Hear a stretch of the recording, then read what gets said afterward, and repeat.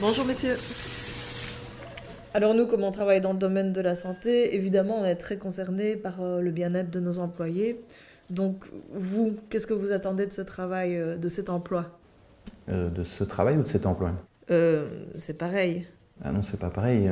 L'emploi, c'est le cadre légal dans lequel je serai amené à exercer ce travail-là, mais le travail, c'est l'activité que je serai amené à réaliser concrètement. Alors, c'est vrai qu'on a un peu tendance à confondre les deux à l'heure actuelle, puisque la plupart du travail se réalise dans le cadre de l'emploi. En tout cas, c'est devenu la façon dominante de reconnaître et d'organiser le travail. Mais le travail ne se réduit pas à l'emploi. Il y a toute une série de formes de travail qui vont être réalisées en dehors de l'emploi et qui se réalisent aujourd'hui en dehors de l'emploi. Pour prendre un simple exemple, le jardinier qui travaille dans son jardin tous les week-ends ne s'est pas considéré comme étant... Enfin, il n'occupe pas un emploi, pourtant il travaille. Par contre, s'il embauche une personne pour le faire, cette personne va réaliser le même travail, mais dans le cadre d'un emploi. Et donc, aux yeux de la société, elle sera considérée comme travaillant. On peut prendre le même exemple pour le travail domestique, toute une série de formes de travail qui sont réalisées par des chômeurs, par des retraités, etc., qui sont bel et bien du travail, mais qui ne se réalisent pas dans le cadre de l'emploi, donc c'est pas du tout la même chose. Bon, oui, enfin, qu'est-ce que vous attendez de cet emploi alors? De cet emploi, oui, de l'emploi, j'imagine que j'en attends ce que la plupart des gens attendent d'un emploi, c'est-à-dire tout ce qu'on est venu à accorder comme droit lié au fait d'occuper ou pas un emploi. Donc j'en attends un revenu, évidemment, en premier lieu, parce que c'est le principal moyen d'obtenir un revenu à l'heure actuelle, c'est en passant par un emploi, donc j'en attendrai ça. Et j'en attends aussi toute une série de droits qu'on en est venu à lier au fait d'occuper ou non un emploi. Le droit au chômage, le droit à la retraite, le droit à des remboursements des soins de santé. Ah non, non, non, moi je parle de ce que vous allez faire ici tous les jours, de vos activités, quoi. Ah oui, donc vous parliez oui, du travail que je serai amené à faire dans le cadre de l'emploi.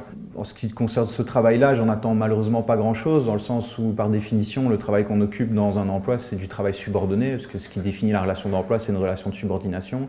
Donc j'aurais de toute façon pas grand-chose à dire sur la façon dont le travail est organisé, sur son contenu, sur ce à quoi il sert, etc. Donc j'en attends malheureusement pas grand-chose, si ce n'est de ne pas être trop dégradant, quoi. Quand même, c'est le secteur de la santé, c'est nécessaire, c'est aider les gens. Genre, ça vous ferait pas plaisir de travailler pour ça?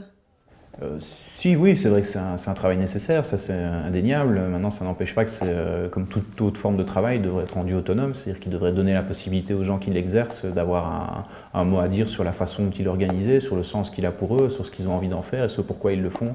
Donc je pense que de toute façon, nécessaire ou pas, toute forme de travail devrait être rendue autonome, au sens où on a un droit de regard sur son organisation. Et après, effectivement, c'est un travail nécessaire, mais du coup, j'estime que ça devrait aussi être un travail qui est beaucoup mieux partagé dans la société, précisément parce qu'il est nécessaire et donc il ne devrait pas reposer entièrement sur les mêmes personnes.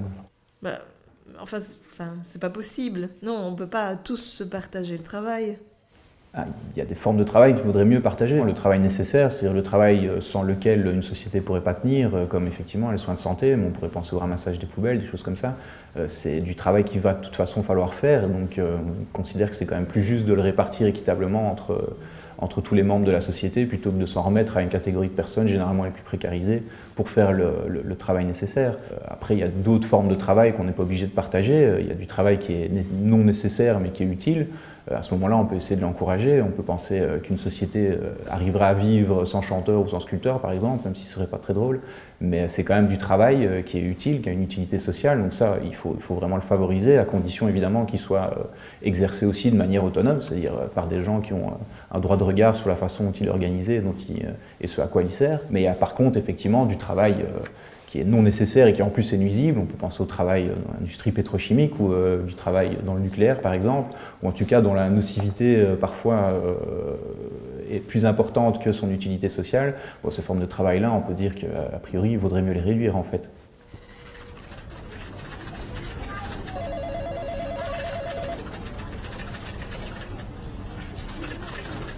Vous êtes venu pourquoi, vous, en fait?